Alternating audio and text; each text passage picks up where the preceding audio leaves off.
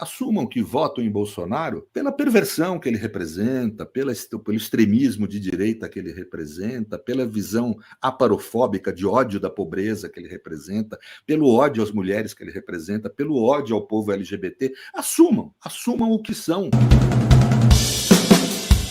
Eu queria perguntar o seguinte, Pedro, o advogado do Mauro Cid, ele, desde o começo, tem dito que o Cid é um soldado que cumpre ordens, enquanto do lado do Bolsonaro, o Bolsonaro diz que ele tinha autonomia, né? E aí tem um dito que é um dito popular que fala que soldado mandado não tem crime. Juridicamente, até onde vai isso que soldado mandado não tem crime, Pedro? Não, isso é bobagem. Eu recebo uma ordem para matar alguém no exercício da minha função pública, seja militar ou civil, e vou e mato, eu sou coautor. Porque é evidente que a pessoa sabe que aquilo é errado. Eu pegar uma joia, que é propriedade do Estado, vender e entregar o dinheiro para o governante, isso é crime. Quem recebeu a ordem é coautor desse crime. Crime aí, provavelmente, de corrupção, organização criminosa, peculato, tem uma série de crimes graves nisso. Eu não queria ficar aqui acentuando assim, coisas assim que estão muito óbvias, mas é que hoje em dia falar é um pouco falar as obviedades. Veja, um colar de 13 milhões, gente, não tem outro sentido para mim. Se eu fosse um investigador nesse caso, eu ia direto na hipótese de corrupção. O que é presente de 13 milhões de real? Tudo bem, se for demonstrado que é um presente, não é corrupção. Né? Talvez não seja nem crime. Né? Nesse caso é porque o presente seria para o Estado brasileiro e houve um peculato, a meu ver. Mas, de qualquer forma, não se fala em corrupção daí. Mas é estranho um presente de 13 milhões de reais. Não é comum. Veja, quando nós falamos do caso do apartamento do Lula, que gerou a prisão dele por 600 dias quase, era um valor de uma reforma que nem chegou a ser terminada, que iria custar 750 mil reais. Né? Um colar de 13 mil... Eu não sei se... Porque a imprensa está tratando como um caso menor também. Não sei se você nota isso, Sinara. Não tem nada de menor isso. Né? A Arábia Saudita tinha interesses, ela como Estado e fundos privados da Arábia Saudita, altíssimo interesse no Brasil, né? Em negócios de grande porte, e foi dado um presente para o governante, não é um, né? Alguns presentes de valores que não são compatíveis com a ideia do que é um presente. Eles não estão fora do mundo. A Arábia Saudita sabe o que acontece no mundo ocidental, eles não estão fora do mundo. Eles sabem o que significa um Rolex ou o que significa um colar de 13 milhões de reais. Eles sabem exatamente o que significa isso. Né? É um agrado, né, Pedro? É um agrado que não é um agrado, é uma compensação por algo. Isso é grave. Né? E houve uma venda de uma refinaria por um valor muito menor do que ela era avaliada. As pessoas falam um pouco, vamos colocar aqui as operações de fundos sauditas no Brasil, na compra de ativos brasileiros, no momento em que o dólar está lá embaixo, no momento que é um excelente negócio para quem vem de fora. Você tem vários fundos sauditas aí comprando. Tem que ir por aí a investigação também, né, Pedro? Sair deveria um pouco... ir. Mas eu não tenho a menor dúvida disso que deveria ir. Aliás, não está indo. Eu não sei se não está indo. Eu espero que esteja indo e que esteja sigilosa. Veja, a gente tem que bem dizer o sigilo. É que nós, como opinião pública, a gente fica ansioso para ter acesso. Vocês, jornalistas, têm o dever profissional de ir atrás desse tipo de informação. Né? Nunca é crime o jornalista divulgar uma informação sigilosa. É crime da autoridade que divulga, ou que deixa o jornalista saber. Né? Mas o papel da autoridade policial é manter sob sigilo, não tenham dúvida, para dar eficiência na investigação. Porque muitas coisas são desmontáveis, né? Conforme você vai apurando. Se o investigado sabe das coisas, né? Ele vai desmontando as coisas. Né? Natural, né? Está agindo em sua defesa, é direito dele fazer isso. Né? Então, eu espero que esteja sendo investigado de uma forma sigilosa, para ver se tem cabimento isso que eu estou falando. Eu não sei se tem, eu estou só levantando... Porque, com certeza, a história das joias parece só a ponta do iceberg, né, Pedro? Quem é capaz de fazer uma coisa dessa com joias é capaz de muito mais, né, gente? Não, pode ter tido ajuda para a campanha. Bem, eu não quero aqui ficar com hipóteses, né? Mas tem hipóteses aí que devem ser investigadas. Essa relação tem que ser investigada. A relação entre a Arábia Saudita e Brasil durante o governo Bolsonaro tem que ser objeto da investigação. Com presentes dessa natureza dados, né? e que por conta da nossa lei, é que eu interpreto, e da nossa Constituição, que era bem do patrimônio público brasileiro. Talvez a intenção da Arábia Saudita seja da Bolsonaro mesmo, né, como pessoa física, e é mais grave. Então, eu acho que me parece evidente que a investigação aí tem que ser rigorosa e não é um caso menor. Agora, o meu problema que eu tenho levantado, esse caso não pode encobrir os outros. Existem outros casos gravíssimos, por exemplo, o caso do dia 8 de janeiro, né, o ataque à democracia. O problema da pandemia, que parece que as pessoas esqueceram. Né? Foi cometido crime à lesa humanidade ali, pô.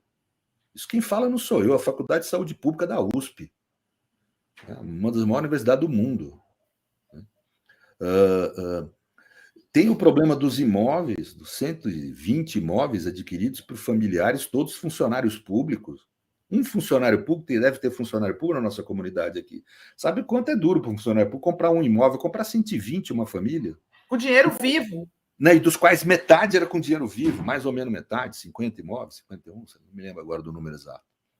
Mas é algo 51 que... 51 imóveis com dinheiro vivo. Outra coisa, uma coisa que talvez até mexa com os interesses do Centrão no Congresso atual, mas que precisa mexer, a polícia não tem que ver esse tipo de coisa, né?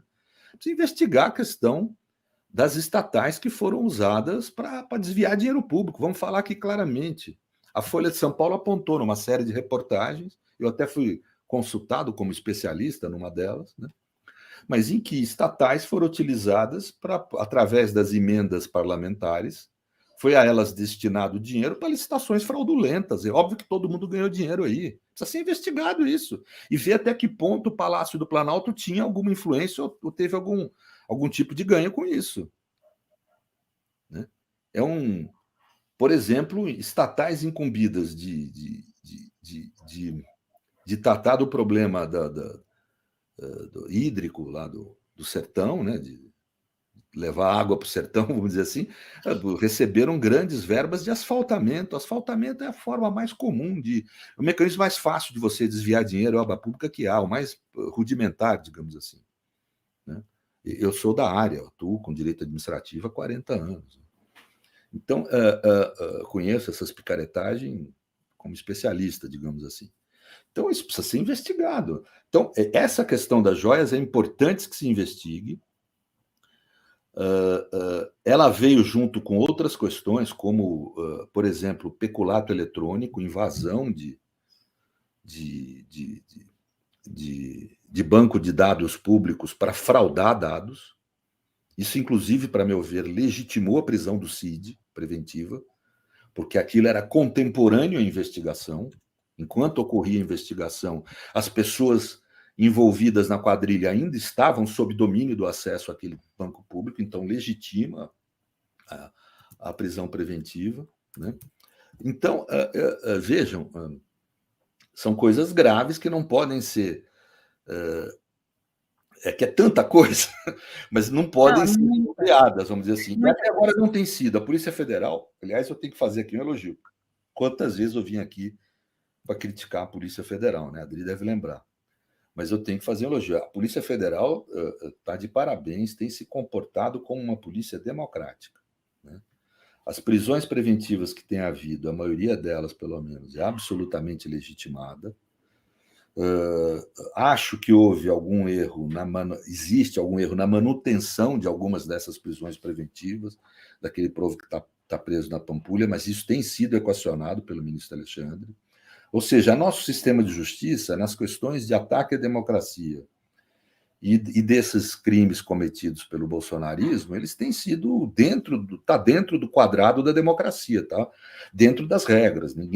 Não concordo de forma nenhuma com aqueles poucos juristas bolsonaristas que têm falado que tem tido abuso. Não tem tido. Abuso foi o que foi feito contra a esquerda. Que prenderam Lula por 600 dias por conta de um processo fraudulento, e quem fala que é fraudulento não sou eu. É depois o STF, depois a ONU. A ONU aponta isso. Que a função, inclusive, da vulneração dos direitos de Lula foi interferir na democracia brasileira. Isso quem fala é o Comitê de Direitos Civis da ONU. Né? Então, não é... O que há hoje, Bolsonaro está aí solto. E sendo investigado por crimes gravíssimos. gravíssimos. Então, eu acho que eu não sou aí, como pessoa, não sou acho que é da minha geração isso. Nós não somos muito entusiasmados com essa coisa de prender pessoas. Vivemos um pedaço da ditadura e sabemos quanto que isso é equivocado achar que isso contribui com algo na sociabilidade humana, mas a realidade é que não tem outro modo de agir, inclusive de deixar a mensagem para as próximas gerações, que essas coisas não podem ocorrer, né? E também para desmontar um discurso que o bolsonarismo usou muito, né? Aquela ideia de votar em Bolsonaro porque ele é honesto. Agora está mostrando aí o que ele é, né? Para acabar com essa história. Assumam que votam em Bolsonaro pela perversão que ele representa, pelo extremismo de direita que ele representa, pela visão aparofóbica de ódio da pobreza que ele representa, pelo ódio às mulheres que ele representa, pelo ódio ao povo LGBT. Assumam o que são. É gente perversa de extrema-direita que tem um papel importante aí em termos numéricos na nossa sociedade. Infelizmente, a nossa sociedade, produto de um capitalismo periférico e de colonização, traz essa marca, né? A marca de uma sociedade carimbada por 300 anos de escravismo, quer dizer, a forma mais perversa de reprodução capitalista, né? Os capitalistas são ótimos para defender o sistema na lógica da relação de emprego, que foi um avanço capitalista. Não é verdade, o capitalismo produziu escravismo, né? É uma forma bem primitiva de produção e que competia, produziu riqueza. Teve aqui no Brasil 300 anos, porque era uma forma alternativa de produção de riqueza ao modelo do emprego, né? Do trabalho, do aluguel do próprio trabalho, do próprio corpo. Então, esse é um modelo capitalista, o escravismo, e que existiu aqui no Brasil e produz esses efeitos nefastos no âmbito cultural e político até hoje, né? O bolsonarismo é produto direto disso. Então se assumam que não estão, parem com essa história de que votar em Bolsonaro porque são anticorrupção. O problema nunca foi corrupção. O problema nunca foi a corrupção. Nem do Deltan, né? Vamos combinar. Nem o do Deltan. Do Moro, nada. Aliás, dessa gente nunca foi mesmo, né? Então acho que isso aí tem que ser posto de forma clara assim, para as pessoas, né? Agora, vou insistir. Primeiro, eu estou muito preocupado, não é aqui no Brasil, é que nós estamos enfrentando a extrema-direita no mundo e a nossa reação política tem várias questões que eu acho que são equivocadas. Uma delas é a redução da política ao teatro, ao espetáculo. Nós não devemos fazer isso, né? Onde que você vê isso mais claramente, Pedro? Explica aí para a gente. Tudo vira espetáculo, tudo é feito em favor do espetáculo, né? Por exemplo, eu sou um sujeito animado com as ideias que são chamadas de identitárias, né? Minha vida eu passei defendendo que não era só que classe não é só constituído por uma relação mecânica do processo de produção, né? Classe você tem que ter consciência, como fala o Thompson, né? E se eu falo em consciência, aí eu falo em questão cultural, eu falo em questão de gênero, em questão de meio ambiente, em questão de orientação sexual, em questão de racismo, ou seja, eu incorporo tudo isso no processo de sociabilidade, né, na teoria social que deve advir dele, né? Mas o problema é que as formas de luta identitária têm sido muito voltadas ao espetáculo, né? Não aqui tanto no Brasil, mas muito nos Estados Unidos, que eu acompanho bastante. Eu acho que há um fenômeno estranho nisso, porque não há uma ação política de procurar construir uma solução universal, né, que é próprio da política. A política é isso, é você buscar soluções negociadas entre ambientes diferentes, né? Existe uma visão separatista que o liberalismo tem produzido nesse ambiente. Então é um exemplo. A esquerda está, nesse aspecto, muito devotada ao espetáculo como produto de um separatismo ruim para a solução dos próprios problemas que o identitarismo traz, né? Também há essa visão de que tudo é narrativa, como se o agir político fosse só narrativa. Então, por exemplo, eu vejo um erro grave do Supremo numa determinada questão, não vou falar nada, porque isso estrategicamente atrapalha. Só que o que é o estratégico? É o narrativo. Quer dizer, essa visão de pós-modernismo que eu acho um equívoco. Quer dizer, nem tudo é só narrativa. A existência humana não é só narração, né? O político não é só narrativa. Existe um ambiente de realidade, né? Autores marxistas no passado deram o exemplo do ônibus, né? Se eu chegar para o ônibus que está vindo para cima de mim e falar, não, isso é puro linguagem, pura linguagem, eu vou ser atropelado, não tem jeito. Então, ou seja, há uma dimensão da existência que ela é real, né? E que, portanto, a política tem que estar focada nisso. E aí muda a minha postura. Se existe uma dimensão da política, se a política não é só narrativa, né, então eu tenho que fazer a crítica, porque eu preciso corrigir, porque se eu estou vendo um problema, esse problema vai virar uma consequência negativa no futuro, né? Então, a gente precisa moderar, não precisa ser o Greenwald, que eu acho que está muito assanhado, para ser franco, e injusto nas críticas. Isso que é o principal problema, Sinara. Não, ele disse que o PT, que o Deltan foi caçado por vingança do PT. Que é um imenso Cara de pau. Que é um imenso equívoco, né? Vingança do PT, uma coisa que. Então, isso é injusto. Não é um problema que o conteúdo da crítica é equivocado, né?